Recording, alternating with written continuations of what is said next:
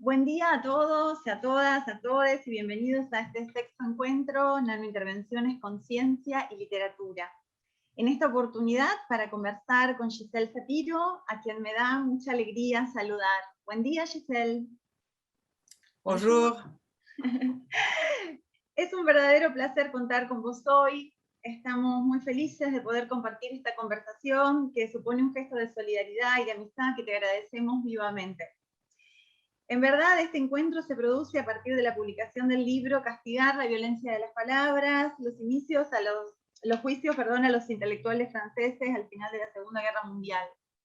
Hablar de este libro exige especialmente, pensando en nuestros estudiantes y en los estudiantes por venir, decir algunas palabras respecto de tu trayectoria y de los objetivos de situar este trabajo en tu recorrido de investigación que podemos pensar como parte de un programa que comenzó con Pierre Bourdieu y que vos has continuado y desarrollado.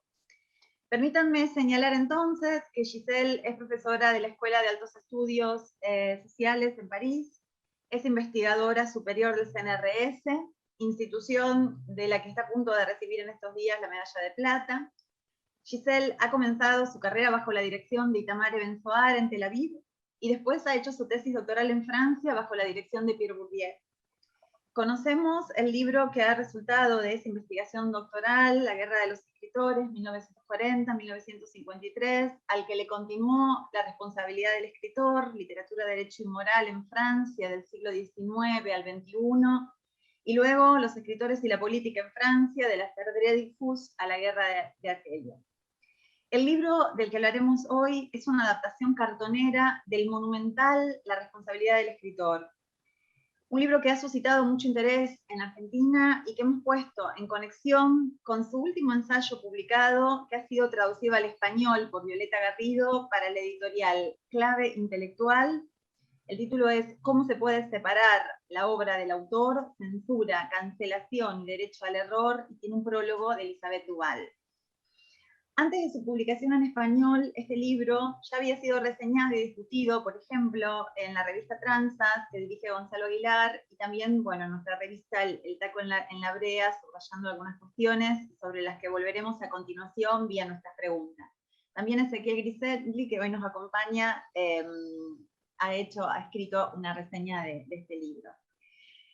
Bueno, quisiéramos también subrayar cómo tus trabajos se interesan por desarrollar el programa de Pierre Bourdieu y por llevarlo más allá de las fronteras nacionales.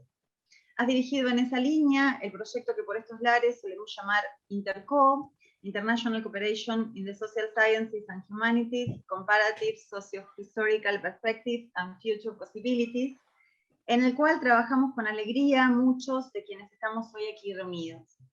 Y también has coordinado el colosal Diccionario Internacional Bourdieu, que va más allá de una reactualización terminológica de los conceptos centrales de Bourdieu para proponer reformulaciones y reinvenciones. En relación a esta expansión conceptual, quisiera decir una palabra sobre dos libros que estamos por publicar por la Universidad Nacional del Litoral. El primero, El campo literario revisitado, una selección de tus trabajos sobre el campo literario y sobre el campo de los estudios literarios, que tradujimos con un equipo integrado, estamos terminando en realidad de traducir, por un equipo que integran Santiago Venturini, Violeta Garrido, Alejandrina Falcón, Verónica Delgado, entre otros, otras y otros. Y también estamos por publicar Vocabulario de Teoría Literaria, que disemina además estos textos sobre los que estuve hablando. Bueno, hice un resumen muy condensado de solo una de tus perspectivas de trabajo, porque básicamente nos interesa escucharte. En esa línea comenzamos por una pregunta bien política conectada con tus intervenciones alrededor de la circulación internacional de las ideas, tema que has estudiado y en el que intervenís a partir de prácticas que encontramos singulares en el campo transnacional. Siguiendo esa línea, es la decana de la Facultad de Humanidades y Ciencias de la Universidad Nacional del Litoral, Laura Tarabella, quien va a plantear la primera pregunta. Laura, te dejo la palabra y te agradezco también por acompañarnos. Giselle, déjeme decirle que para la Facultad de Humanidades y Ciencias de la Universidad Nacional del Litoral es un honor poder presentar junto a usted este libro, que es el producto de un trabajo de cooperación internacional que institucionalmente nos importa impulsar. Sé que usted ha trabajado con un grupo de nuestra facultad en un proyecto internacional que ha generado mucho entusiasmo, al punto que dio lugar a un programa de investigación en el que colaboran varios investigadores e investigadoras. Un programa cuyo tema es justamente la institucionalización e internacionalización de los estudios literarios, lingüísticos y semióticos. En ese sentido, yo quisiera, por un lado, agradecerle esta disposición a la cooperación y por el otro, plantearle una sola pregunta. ¿Por qué decidió publicar este texto traducido al español y bajo este formato de libro cartonero en esta editorial pequeña, alojada en una universidad y en el CONICET en Argentina? Alors, je voudrais tout d'abord vous remercier très sincèrement, Madame la doyenne, de cette discussion et remercier Analia Farbaudo de l'avoir organisée. Le dialogue avec l'Argentine est très cher à mon cœur. Il est ancien et très nourri et il a été renforcé depuis la rencontre avec Analia il y a une dizaine d'années. Et je dois m'excuser de ne pas parler espagnol, je devrais depuis tout ce temps, et remercier, mais je comprends de mieux en mieux, hein, surtout quand c'est en Argentine en fait, et remercier à nouveau Analia pour tout le travail de traduction et de présentation qu'elle fait de mes travaux en Argentine, ainsi que Santiago Venturini qui y travaille avec elle. Je dois dire qu'ayant été traductrice moi-même et travaillant sur la traduction, je sais ce que cela représente comme investissement, comme travail, et je leur en suis d'autant plus reconnaissante que je sais qu'ils le font sans aucune contrepartie financière, ce qui est un cas paradigmatique de la sociologie du désintéressement que je tente de développer, même s'il ne faut pas laisser les éditeurs compter dessus et en profiter. Alors c'est précisément pour cette raison que j'ai immédiatement accepté de publier ce texte qui me tenait à cœur dans ce format cartonnaire quand Analia Farbaudo me l'a très généreusement proposé. Les éditions Cartonera constituent à mes yeux une forme de protestation en acte contre le capitalisme d'édition qui est entré dans une phase de concentration et de financiarisation. C'est aussi une forme de protestation contre le détournement des fonds publics et l'appropriation privée de ces communs que sont les savoirs par les grands groupes d'édition scientifique comme Springer et autres Elsevier, pour ne pas les nommer, qui exploitent le travail des chercheurs, pour en faire du profit avec un moindre investissement, puisque toutes les plateformes sont automatisées et le travail éditorial est délocalisé et sous-traité dans les pays du tiers-monde, par exemple en Inde pour l'édition britannique, pour abaisser les coûts de production, comme on l'observe d'ailleurs dans d'autres industries. Les travaux du géographe marxiste David Harvey décrivent très bien ce processus. Alors, je trouve que le principe des éditions Cartonera, d'une diffusion large en open access et d'une mise en circulation matérielle des livres dans un format de fabrication artisanale avec des couvertures de carton recyclées et dessinées à la main à un prix symbolique, constitue une très belle manière de montrer que le livre est un bien commun et qu'il doit être partagé. Cela dit, je défends aussi l'édition traditionnelle quand elle repose sur le travail bien fait. J'ai eu la chance dans ma vie de travailler en France avec des éditeurs formidables et aussi des services de fabrication, de communication, de session extraordinaires. Et donc, j'apprécie aussi ce vrai métier d'éditeur quand il est pris en charge et pas par des machines, voilà, et ne repose pas sur l'exploitation du travail.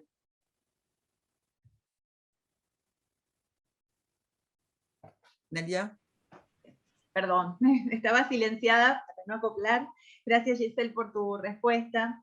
Me gustaría seguir preguntándote sobre las editoriales cartoneras y sus nuevos modos de producción y de circulación de la literatura y el conocimiento en general. Se trata de un movimiento insospechado de flujos. Este acontecimiento cartonero ha impulsado prácticas editoriales similares en diferentes lugares del mundo, así como la difusión internacional de una literatura producida en un país periférico, escrita en una lengua semiperiférica en la circulación internacional de las ideas. Este movimiento singular sur-norte se sitúa contracorriente de las tendencias hegemónicas y promete nuevas formas de consagración literaria comparables a los procesos de democratización promovidos por los festivales que has estudiado. Se trata de una revolución simbólica, para decirlo en términos de Derrida, de una anomalía monstruosa. Se trata también de una intervención a escala nano en la denominada World Literature. Te he escuchado en muchas oportunidades hablar de los movimientos cartoneros en comparación con otras tendencias editoriales. De alguna manera estuviste adelantando esto, no sé si quisieras agregar algo más a lo que ya dijiste. Effectivement, cela me paraît très juste de penser cela comme un mouvement contre-hégémonique sud-nord qui vient contrer les logiques nord-sud que je viens de décrire. Ces logiques nord-sud ne s'arrêtent bien sûr pas à l'exploitation des forces de travail du sud dans le processus de fabrication, elles concernent aussi les flux de circulation et de traduction. Le marché de l'édition est fondé sur des échanges asymétriques entre les centres situés dans les grandes villes comme Londres, Paris, qui ont historiquement accumulé un capital symbolique et économique et où se concentrent les grandes maisons d'édition. Ce n'est que depuis les années 70 que New York a remis en cause la centralité de Londres, mais c'est sur le même mode capitaliste en fait. Le Brésil défie aussi le Portugal dans ce marché très concurrentiel, mais encore une fois sur ce modèle capitaliste. Alors, dans l'édition académique, ce sont les vieilles presses universitaires d'Oxford et de Cambridge, puis Harvard et Princeton, qui concentrent le capital symbolique et exportent le plus dans le monde. Mais parallèlement à cette circulation centre-périphérie, qui régit le pôle le plus professionnalisé de l'édition, et qui est de plus en plus dominé par des agents littéraires, eux aussi concentrés dans les grandes métropoles, on observe des échanges que je qualifie de rhizomatiques, en reprenant un concept de Deleuze, entre les petits éditeurs de littérature et de sciences humaines. Et en fait, ils forment une multitude de connexions informelles qui favorisent la circulation selon des schémas différents, en fait. On peut penser, comme par exemple, à l'éditeur tiers-mondiste français François Maspero dans les années 60, qui traduisait des penseurs et des littératures du tiers-monde, y compris des peuples autochtones d'Amérique latine, que sa femme, Fanchita González Batlle, traduisait. Ou aujourd'hui, on peut penser à l'éditeur Piquet qui traduit du chinois. Alors, dans son analyse du champ éditorial, Bourdieu distingue entre pôles de grande production, régis par la logique de marché, et pôles de production restreinte, où prévalent des logiques intellectuelles et esthétiques. J'ai pu montrer dans mes travaux qu'alors que le pôle de grande production est dominé par l'anglais, au pôle de production restreinte, il y a une véritable diversité linguistique. Mais c'est plus vrai en littérature qu'en sciences humaines, où les langues les plus traduites sont l'anglais, le français et l'allemand, et dans une moindre mesure l'italien. Du coup, les éditions Cartonera, qui incarnent sans doute la forme la plus radicale à ce pôle de production restreinte et qui associe littérature et sciences humaines et sociales, pourraient jouer un vrai rôle dans la diversification des langues d'échange par cette circulation rhizomatique. Gracias, Giselle. Gracias por tu respuesta. Se está generando un archivo muy hermoso para traducir. Continuamos con la pregunta de Santiago Venturini, director de la colección de poesía de Vera Cartonera, escritor, traductor y profesor en la Universidad Nacional del Litoral e investigador del CONICET. Santiago, te dejo la palabra.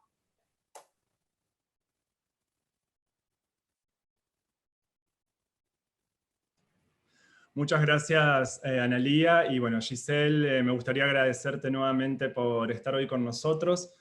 El libro que acabamos de publicar en Vera Cartonera, Castigar la violencia de las palabras, los juicios a los intelectuales franceses al final de la Segunda Guerra Mundial, es la traducción de un artículo de 2010, y este artículo aborda un tema, que es el tema de la relación entre la literatura y la moral, sobre el que has investigado a lo largo de los años y que aparece en el centro de tu obra, especialmente la responsabilidad del escritor, literatura, derecho y moral en Francia desde el siglo XIX al siglo XXI. En los últimos años se han traducido en Argentina y en América Latina varios de tus trabajos, pero los relacionados con esta cuestión aún no han sido traducidos. Entonces, mi pregunta es si podrías explicar para tus nuevos lectores cómo se inscribe este libro en tu investigación sobre la responsabilidad de los escritores en relación con la moral y el derecho. Merci Santiago pour une question qui appelle une réponse un peu longue, parce que mon mémoire de maîtrise réalisé sous la direction d'Itamar Even-Zohar à l'université de Tel Aviv au département de théorie de la littérature portait déjà sur la reconstruction de l'image de soi de la France à la libération, avec donc ce concept d'image de soi que j'empruntais au sémioticien de la culture Yuri Lotman. Et j'y utilisais le concept de champ, déjà, et c'est ce qui m'a conduit à poursuivre une thèse de sociologie à l'École des hautes études en sciences sociales sous la direction de Bourdieu, qui a accepté de diriger ce projet. Moi, je voulais travailler sur la libération et Bourdieu m'a convaincu que je ne pourrais pas travailler sur la libération si je ne travaillais pas aussi sur la période de l'occupation, ce que je ne voulais pas au départ. Voilà. En tout cas, la libération, c'était un peu mon obsession depuis le début.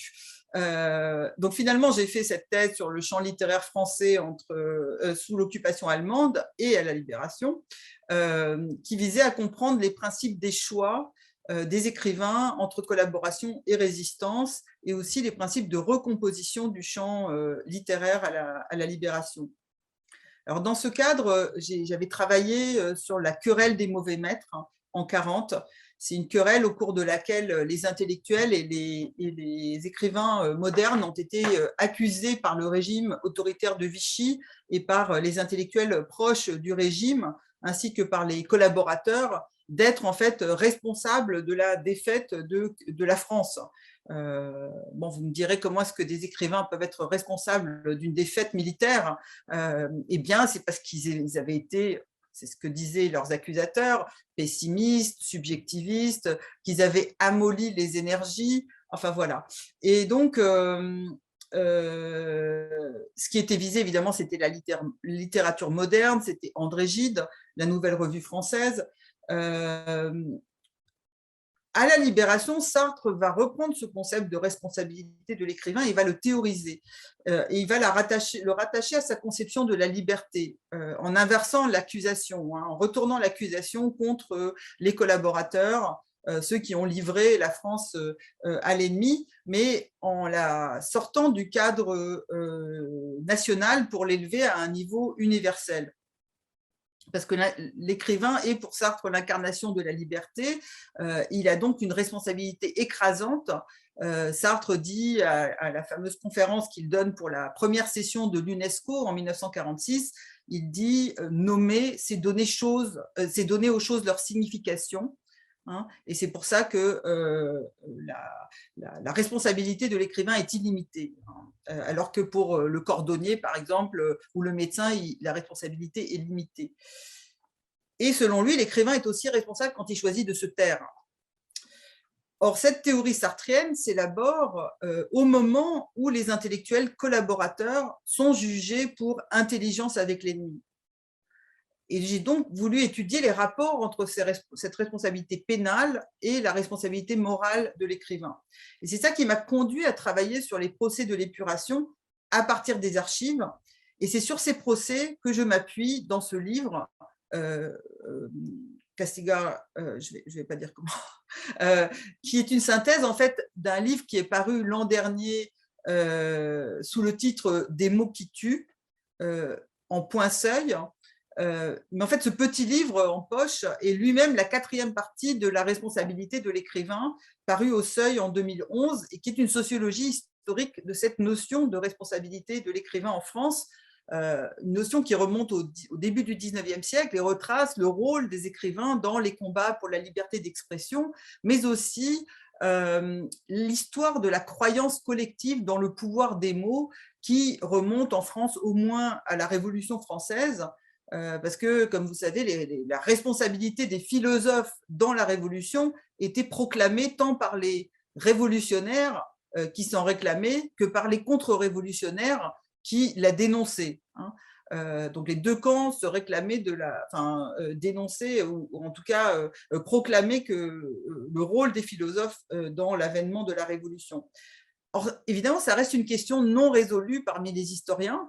Les livres, les idées font-ils la révolution? Alors c'est ce que soutiennent les thèses idéalistes, mais que contestent les approches matérialistes. Alors moi, je suis plutôt évidemment du côté de Roger Chartier, qui parle de l'appropriation des livres et des idées des philosophes par les révolutionnaires, ce qui ouvre à une histoire matérialiste de la circulation, de la réception, des usages des livres. Et donc mon livre critiquait fortement cette croyance idéaliste dans le pouvoir des mots. Et ce que j'essayais de montrer, c'était que c'était la loi qui leur conférait un pouvoir performatif. Cela dit, au moment de finir le livre, je me suis demandé finalement si j'allais garder la partie sur l'épuration, qui était pourtant à l'origine du questionnement. Car non seulement le cadre légal était différent, l'intelligence avec l'ennemi, c'est le crime de trahison, ça n'est pas la même chose que les restrictions à la liberté d'expression dans les lois sur la presse, mais la problématique me semblait aussi décalée. Alors, j'en avais discuté avec mon éditeur, Olivier Bétourné, qui avait dit « mais non, il faut garder, on va garder l'intégralité, il faut garder toute la démarche ». Et en fait, c'est à l'occasion d'un entretien avec Charlie Hebdo, à la sortie du livre en 2011, donc bien avant l'attentat dont le journal a été victime, et d'ailleurs, il y avait parmi les intervieweurs l'économiste Bernard Maris, à la mémoire duquel je rends hommage. C'est grâce à leurs questions, cet entretien, que j'ai pu clarifier ma pensée. Et c'est pourquoi j'ai repris cet entretien en annexe du volume des mots qui tuent. En fait, ils m'ont posé une question à propos de la liberté d'expression que revendiquent aujourd'hui les essayistes d'extrême droite contre la loi qui interdit les propos racistes, ou ce qu'on appelle aujourd'hui les propos haineux. Et j'ai compris alors que c'était là ma limite concernant la liberté d'expression. Et je le théorise en fait au début du livre des mots qui tuent, car ce type de discours, que j'appelle des discours de stigmatisation, a surtout, parce que stigmatisation, ça montre l'effet que ça a, l'effet performatif en fait. En fait, ce type de discours a surtout dans des conjonctures autoritaires un véritable pouvoir performatif en ce qu'il stigmatise des individus à raison de leurs origines, de leur religion, de leur genre ou de leurs préférences sexuelles. Et cette stigmatisation peut légitimer des violences commises contre ces groupes ou contre ces individus en tant qu'identifiés au groupe, car la violence symbolique peut légitimer la violence physique, comme le rappelle Bourdieu. Et j'ai décidé de republier cette partie donc séparément des mots qui tuent en livre de poche, avec l'accord évidemment des éditeurs qui étaient tout à fait partants, dans le contexte de la montée de l'extrême droite et des discours racistes, islamophobes, xénophobes contre les migrants, antisémites, homophobes et sexistes, et aussi des tentatives de réhabilitation d'auteurs comme le fondateur de la Ligue monarchiste d'action française, Charles Maurras, qui a inspiré en bonne partie les lois antisémites du régime de Vichy. Il appelait depuis le début du siècle à un antisémitisme d'État, et qui, pendant la guerre, a appelé non seulement à exécuter les gaullistes et communistes sur le champ, sans procès, mais aussi à fusiller des otages pris parmi leurs familles. Donc, je voulais rappeler pourquoi ces intellectuels avaient été condamnés et quelle avait été la violence de leurs mots qui avaient, dans un contexte autoritaire, un véritable pouvoir performatif, légitimant une politique de violence d'État contre les groupes ciblés, les individus des groupes ciblés. Gracias Giselle. Gracias, Giselle. La respuesta es maravillosa, te agradecemos muchísimo. Está muy ligada a la pregunta que ahora va a hacer Federico Ariel. Federico dirige la colección de divulgación científica de Vera Cartonera, es profesor en la UNL e investigador del CONICET, y compartió conmigo, esto es personal, pero bueno, compartió conmigo y con Julia Bernardi, la entonces directora de la biblioteca de la Casa Argentina en París, entre otros amigos, nuestro entusiasmo en los tiempos de inicio del proyecto Interco. Federico, te dejo la palabra. Gracias, Ana, gracias, Giselle, y así como dijiste, la Casa Argentina en París y la Ciudad Internacional Universitaria funcionan como un crisol de culturas y de procedencias, así como de disciplinas artísticas y científicas. Mi estancia en la Casa Argentina me permitió conocer a Analía, con quien forjamos una hermosa amistad, y a través de ella al proyecto Interco. Es justamente desde la perspectiva de las ciencias exactas y naturales que me sentí interpelado por tu libro, Giselle. En él hablaste de autoridad y responsabilidad de los intelectuales y de palabras que matan. En el contexto de crisis sanitaria internacional, como consecuencia de la pandemia de COVID-19, unos pocos científicos, incluidas algunas personalidades de Francia, han abonado a teorías conspirativas y al discurso antivacunas sin ningún respaldo de la comunidad científica ni de evidencias sólidas. Sin embargo, el gran poder simbólico y mediático de algunos de estos científicos ha servido para que sus discursos generen miedo y confusión en la sociedad y promuevan que muchas personas decidan no vacunarse. Estas palabras también matan. ¿Te parece necesario y posible un debate sobre la responsabilidad social de los científicos que atentan con sus discursos contra la salud pública? C'est une question très difficile. Alors évidemment, s'il s'agit d'un débat, oui, bien sûr, c'est tout à fait souhaitable de réfléchir à la responsabilité des scientifiques et des experts, et c'est nécessaire dans le contexte actuel. Cependant, je pense que la science ne repose pas sur des dogmes, elle doit pouvoir être discutée et débattue. Et c'est pourquoi je suis contre la censure de ces discours qui, contrairement aux discours de stigmatisation, ne visent pas des personnes en tant que telles. Par exemple, j'ai refusé de signer une pétition qui appelait le CNRS à sanctionner un sociologue qui s'oppose au vaccin sur la base d'une critique du fonctionnement de l'industrie pharmaceutique, même si je ne soutiens pas du tout son discours. C'est une question très délicate et complexe. Que ce type de discours existe là où les gouvernements et les experts désignés par le gouvernement sont pro-vaccin a certes un impact sur les individus, mais comme tout discours proféré par des scientifiques ou des intellectuels ou des politiques, tant qu'il y a une diversité d'opinions exprimées, chacune est libre de choisir. C'est le principe de la liberté d'expression et c'est aussi ses risques. Le problème est évidemment très différent dans des pays comme le Brésil ou aux États-Unis, à l'ère Trump, où le gouvernement instrumentalise ces discours anti-vaccins et constitue les scientifiques qui les tiennent en experts. Comme on sait dans beaucoup de régimes autoritaires, certaines scientifiques ont produit des discours légitimant les politiques du régime. Mais on peut aussi penser aux économistes néolibéraux, qui ont aussi des responsabilités écrasantes, qui défendent les réformes néo-managériales de l'État, y compris la réduction du nombre de lits d'hôpitaux, dont on a vu les effets terribles pendant la crise du Covid. En France, on sait qu'il y a eu une réduction de 100 lits en Île-de-France, et ça a cruellement manqué, fait défaut au tout début de la crise. On peut penser aussi aux juristes qui travaillent pour les entreprises qui commettent des entorses aux droits concernant le respect de normes sanitaires ou autres. Donc, je pense que le débat en tant que tel, et plus que le débat, il faudrait des études précises sur les pratiques, est indispensable. Et comprendre les logiques aussi de positionnement des scientifiques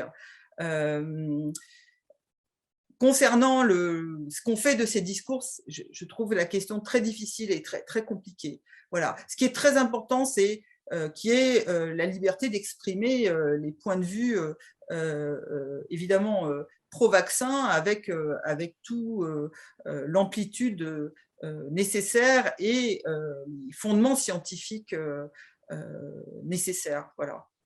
Mais ça ne suffit pas, j'en ai bien conscience. Donc, c'est pas une vraie réponse, mais je pense que la question est très importante. Voilà.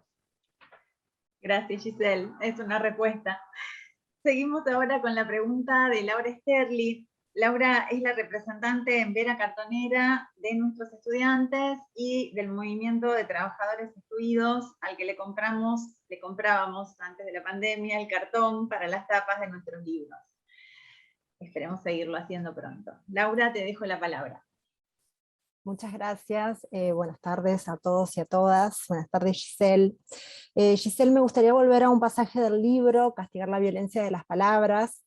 En las primeras páginas usted dice, considerar un texto como nocivo implica conferirle un poder, una eficacia, implica acordarle el estatuto de un acto.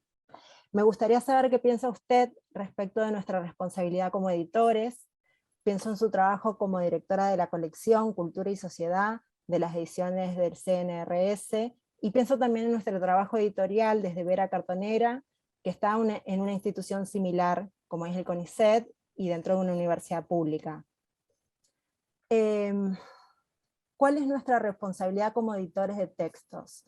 Pero sobre todo, ¿qué pueden nuestras publicaciones contra lo que pueden textos que consideramos nocivos? Merci pour cette question qui me tient à cœur. Je termine justement mon livre « Peut-on dissocier l'œuvre de l'auteur par la problématique de la responsabilité des intermédiaires culturels ?» Oui, les intermédiaires, les éditeurs ne sont pas de simples imprimeurs sur commande. Oui, ils ont une responsabilité éthique par rapport à ce qu'ils publient. D'ailleurs, ils ont aussi une responsabilité pénale, en fait, comme je le rappelle dans la responsabilité de l'écrivain, ils sont les premiers responsables devant la loi de ce qu'ils publient, et c'est pourquoi ils font d'ailleurs vérifier les manuscrits problématiques par les avocats. Gabriel Matzneff, donc l'écrivain pédocriminel, se plaignait que Gallimard faisait traîner trop longtemps la procédure parce que ses journaux intimes étaient épluchés par les avocats pendant des mois, parce qu'évidemment, ils pouvaient tomber sous le coup de la loi qui interdit la pédocriminalité.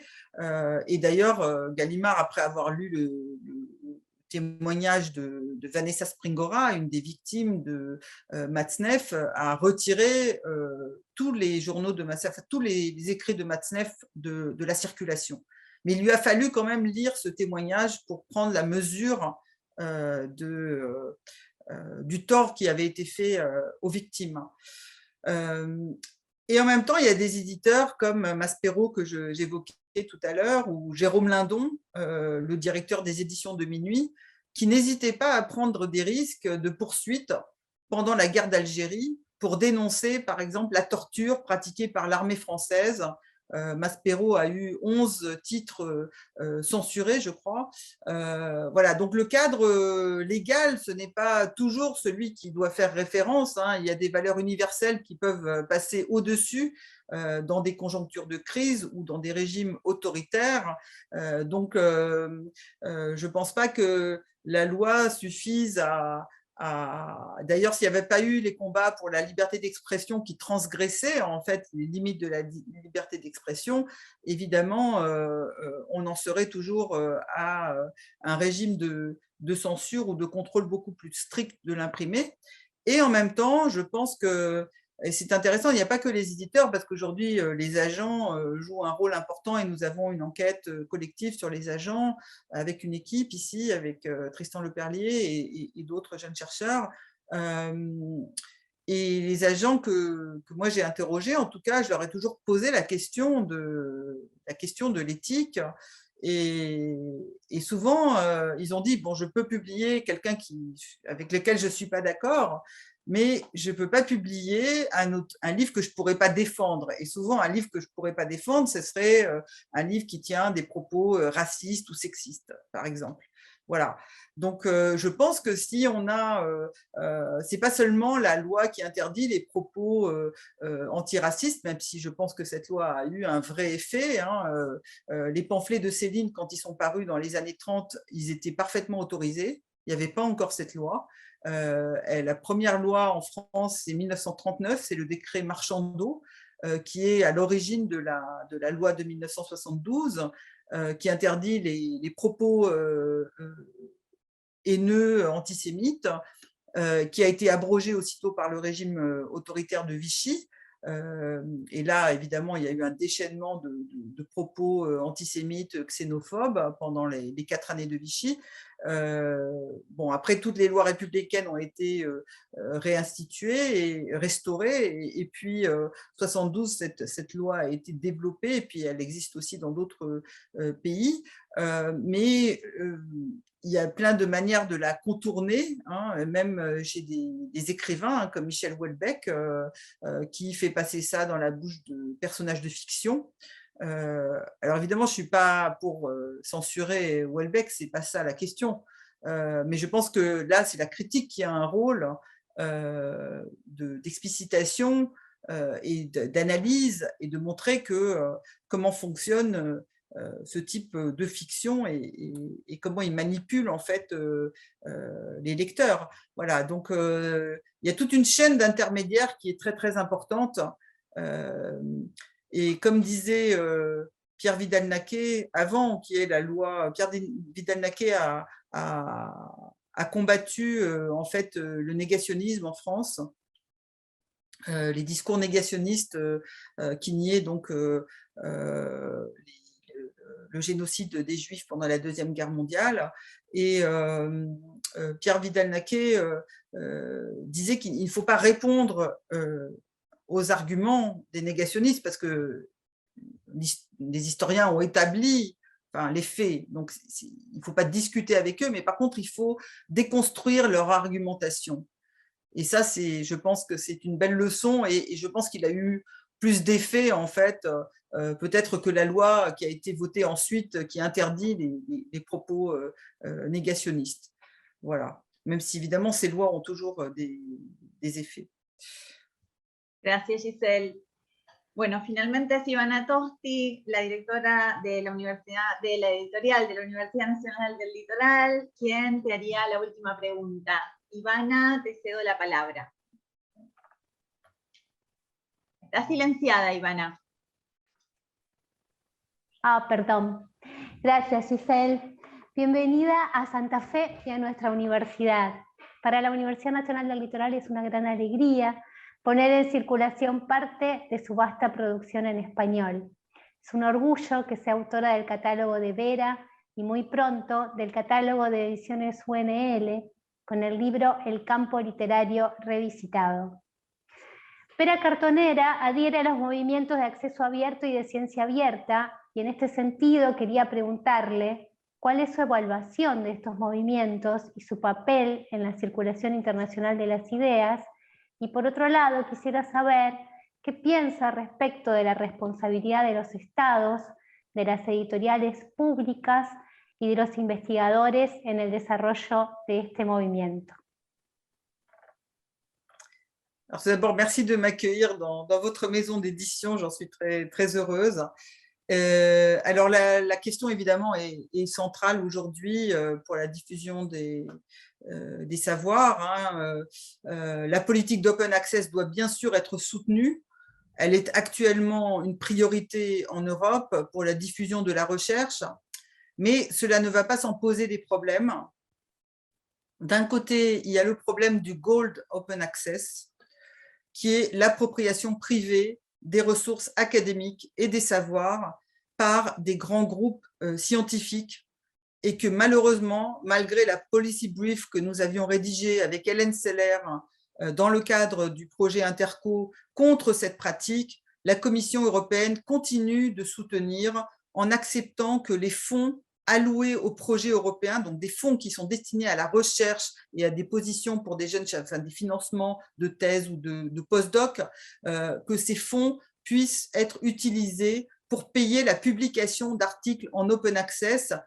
C'est des publications qui sont à 2 000 ou 3 000 euros. Hein, 2 000 ou 3 000 euros pour publier un article en open access. Et si on ne paye pas cela, l'article reste sous embargo ad vitam aeternam, et les articles sont vendus à des prix absolument rédhibitoires. Ça peut être 25 pounds un article. Alors, je dois dire qu'on avait un modèle français qui était beaucoup plus équitable. Il y avait seulement 2-3 ans d'embargo. avec des tarifs de consultation beaucoup plus abordables. C'était par article, ça pouvait être 5 €, jusqu'à 15 €, mais enfin, j'ai jamais vu beaucoup plus que ça. Et puis, vous avez d'extraordinaires archives ouvertes de sciences humaines et sociales, de toutes les revues scientifiques françaises, à part les 2-3 dernières années. Bon, maintenant, avec la directive européenne, comme quoi au bout d'1 an, il faut que tout soit en open access, ça a rendu la chose encore plus difficile. Je pense que vous connaissez la protestation des chercheurs, des universitaires de Harvard contre cette politique et le fait qu'ils ont créé les repositories, les plateformes pour déposer en fait toutes les versions -1. Mais c'est quand même un problème parce que qui fait le travail, en fait, pour ces publications en revue? Ce sont les chercheurs. L'évaluation, la production des articles est faite par les chercheurs. L'évaluation est faite par les chercheurs. Ensuite, le travail est tout automatisé ou sous-traité dans des pays du tiers-monde.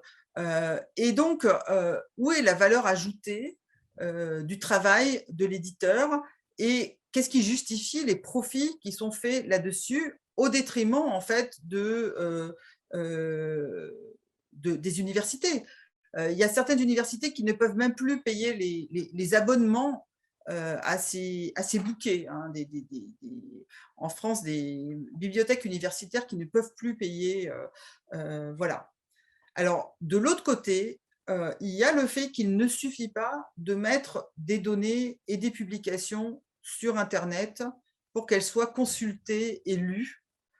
Les intermédiaires à l'ancienne ont un véritable rôle dans la diffusion des savoirs. J'ai évoqué au début mes éditeurs en France et je dois saluer le travail qu'ils font, ils et elles, pour inscrire leurs publications au cœur du débat public. Chaque livre que moi j'ai eu la chance de publier avec eux a donné lieu à de nombreuses recensions dans la presse et pas seulement dans les revues académiques, des entretiens dans la presse, à la radio, des débats publics. Et en fait, il faut tout ce travail d'intermédiation qui n'est certes pas parfait, mais qui permet de diffuser les savoirs autrement. Et alors, je n'ai pas de réponse complète. Je pense que, évidemment, l'open access est central et très important. Et je le soutiens entièrement. En France, on a RAL et SHS.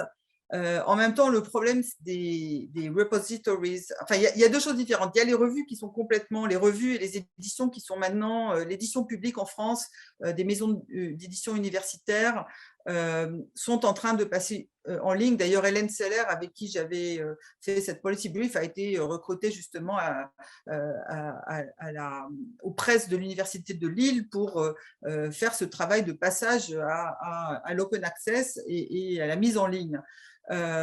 Et donc là, c'est un vrai défi et c'est un travail extraordinaire qui est en train d'être fait. Je pense que c'est aussi un espace d'invention extraordinaire pour sortir du format livre habituel et jouer sur les multimédias. Enfin voilà, je trouve que les éditeurs traditionnels qui ont fait le passage à Internet ont un peu sous-exploiter les possibilités d'Internet. On a mis des livres électroniques en ligne au lieu de réfléchir à comment on pourrait voilà, exploiter de manière plus, profiter de manière plus riche des possibilités qu'ouvre la mise en ligne.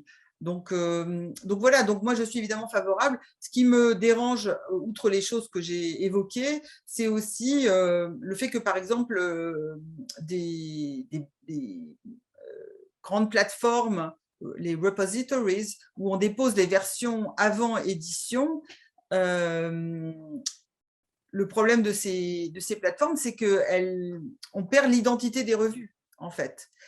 Puisqu'on dépose des textes qui ne sont pas formatés, qui ne sont plus dans un contexte. Par exemple, moi, j'ai dirigé beaucoup de numéros spéciaux de revues. Et par exemple, dans notre plateforme de HAL et SHS, qui est très bien, hein, mais il n'y a même pas la possibilité d'avoir le lien qui renvoie à la revue. Et donc, on n'a que des textes non formatés. Voilà, donc je pense qu'il y a encore beaucoup de, peut-être que vous êtes beaucoup plus avancé sur ces questions, déjà avec Cartonner, c'est déjà une innovation en soi et un travail sur la diffusion parallèle, parce que je pense aussi qu'effectivement, ça n'est pas contradictoire de diffuser en ligne et en version papier, et on voit tous à l'usage qu'on aime bien avoir les deux versions parce que c'est pas du tout le même mode de consultation, et donc il faut, ça ne veut pas dire qu'on va être débarrassé, enfin on va se débarrasser des livres, mais ça veut dire qu'il faut avoir des formats différents qui s'adaptent à des situations différentes, et qu'il faut aussi améliorer les conditions d'accessibilité, les conditions de visibilité sur Internet. Voilà, j'ai pas de solution parce que moi, en technique, c'est pas mon point fort. mais en tout cas, je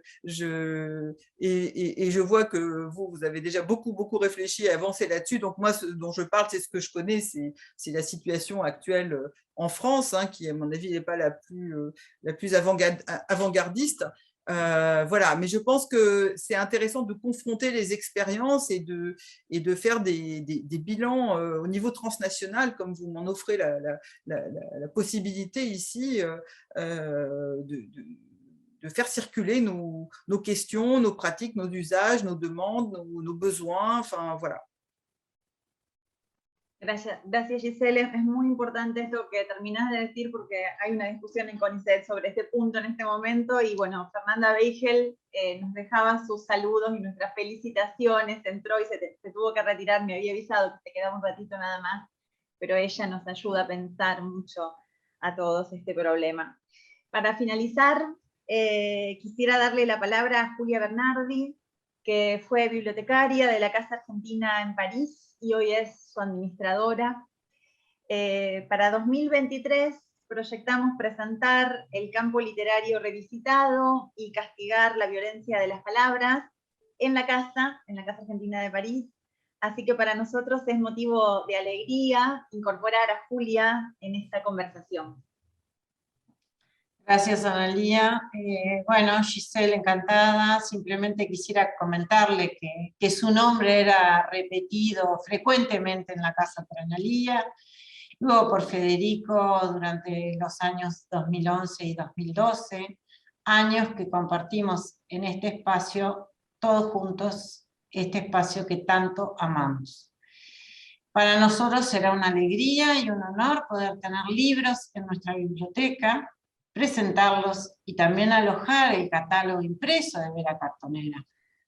Yo quisiera decirles que las puertas de la casa están siempre abiertas para proyectos innovadores y por supuesto este proyecto como ejemplo los esperamos ansiosamente en el 2023, 2024 y también, ¿por qué no?, 2021, 2022.